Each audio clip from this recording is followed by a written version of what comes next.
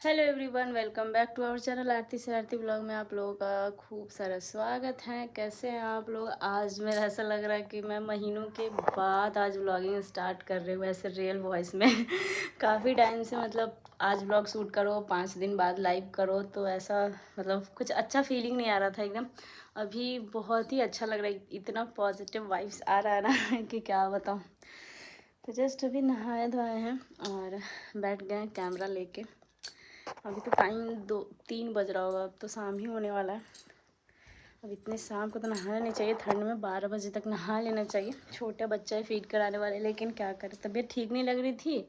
फिर हुआ कि नहीं चल भाई नहा लेते हैं तो थोड़ा और भी ज़्यादा अच्छा लगेगा। दवा वगैरह लेते। युवान बाबू यहाँ पे सोए हुए हैं, सोते हुए बच्चे को नहीं दिखाना चाहिए। तो युवान भी सोया हुआ है, त्रिशा भी अभी पास में सोई हुई है।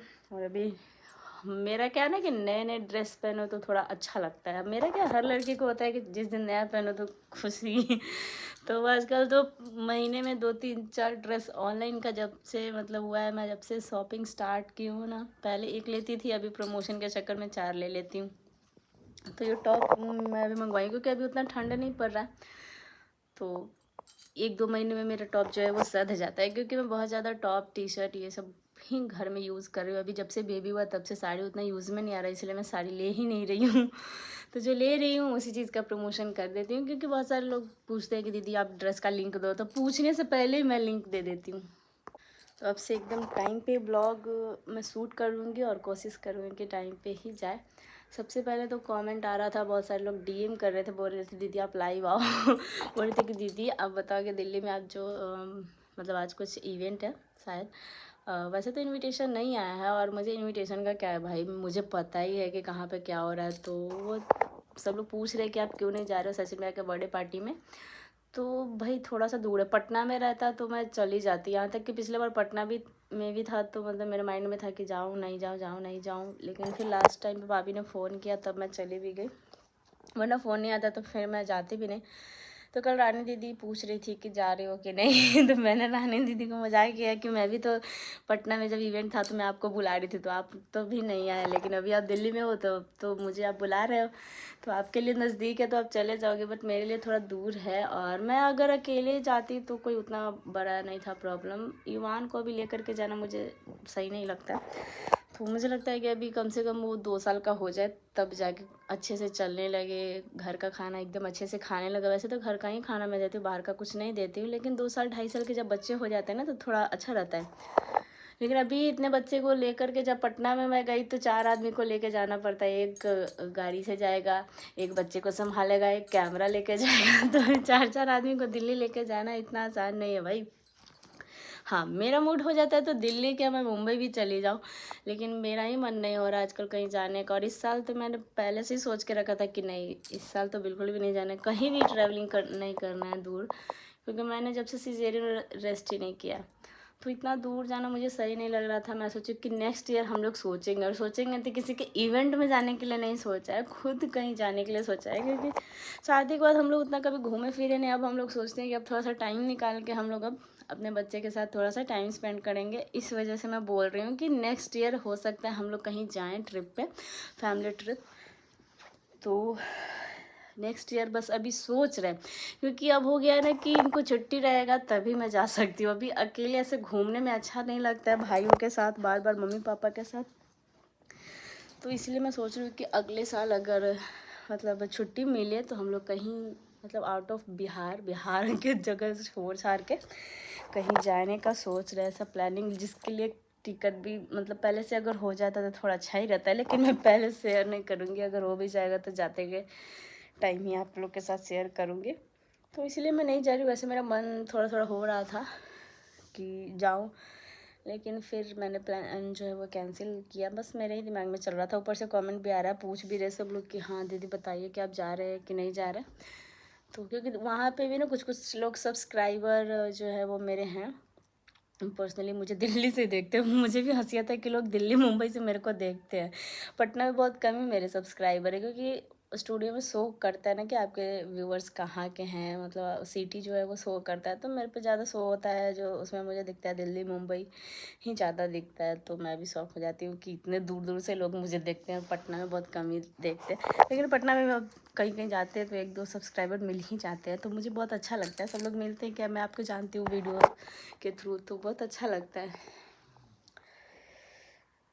तो अभी सबको देख के सोते हुए मुझे भी लग रहा है कि मैं भी सो जाऊं, लेकिन अभी मैं सो नहीं सकती। काफ़ी टाइम के बाद आज मैं कैमरा उठाई हूँ सामने से कि हाँ आज मैं ब्लॉगिंग करूँगी, और थोड़ी देर बाद ही इसको अपलोड में लगाऊंगी। और अभी मैं उधर दिखाती हूँ, लैपटॉप में भी उधर काम चल रहा है, देख सकते हैं टीवी के पास। तो उसमें अभी कुछ पेन ड्राइव एक मेरे को खाली करना था, क्योंकि इसका जो युवान का जो बर्थडे का जो वीडियो वगैरह है उसके लिए पेन ड्राइव कैमरा मैन जो था वो मांग रहा है। तो उसके लिए भी अभी मुझे पेन ड्राइव में जितने भी थे मेरे वीडियोस वो सब अभी कॉपी करके लगा हुआ है। वो जैसे ही होता है क्लियर उसको मैं भिजवाती हूँ किसी से।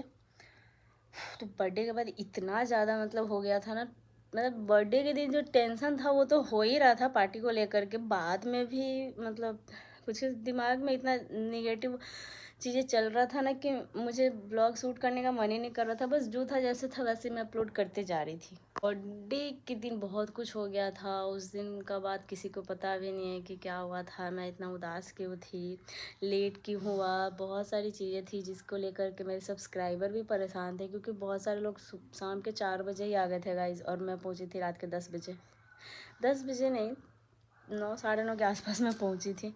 तो वो सारे रीज़न जो भी है ना, मैं एकदम पर्सनल व्लॉग एकदम बनाऊंगी, एकदम स्पेशल उसी चीज़ के लिए कि क्या हुआ था, क्यों लेट हुआ, क्योंकि बहुत सारे लोग बोल रहे थे कि मैंने किसी को इग्नोर किया है वगैरह वगैरह।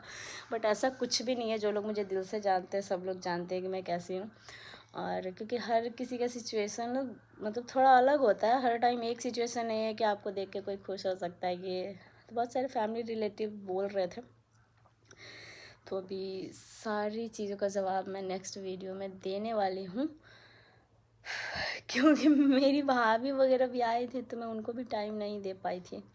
बहुत कुछ हो गया था उस दिन जो कि इस ब्लॉग में बताना पॉसिबल नहीं है, तो मैं नेक्स्ट ब्लॉग में आपको बताऊंगा। अभी के लिए मैं बस थोड़ा सा बस एक छोटा सा ब्लॉग शूट की हूँ कि मैं दिल्ली नहीं आ रही हूँ, आती तो अब तक पहुँच चुकी होती और अब तक वीडियो जा चुका होता भाई।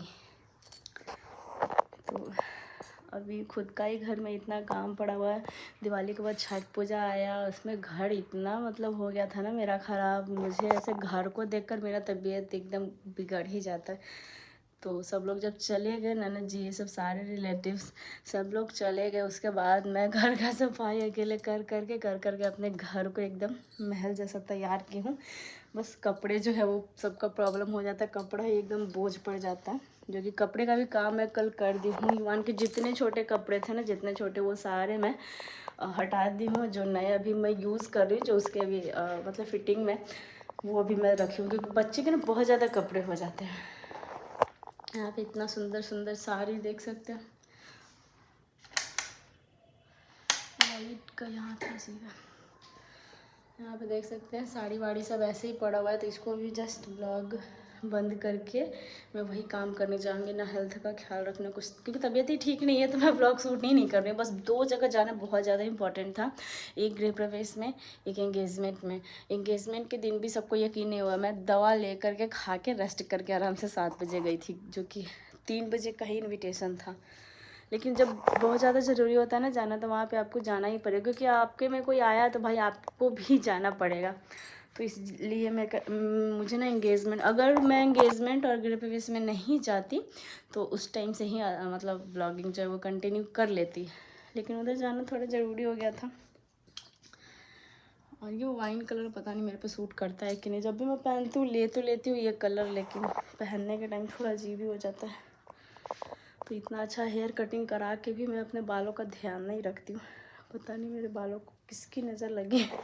अब नज़र वज़र क्या होता है गाइस, ये सब मुझे उतना यकीन नहीं होता, बस होता है कि हाँ चलो आप अच्छे से केयर करो, तो कटिंग तो बहुत ही अच्छा कराया था, काफ़ी ज़्यादा कॉस्टली, मतलब पार्लर का 2-3 गुना ज़्यादा लग जाता है लैक्मे वाले सैलून में, खर्च आपका हर चीज़ में।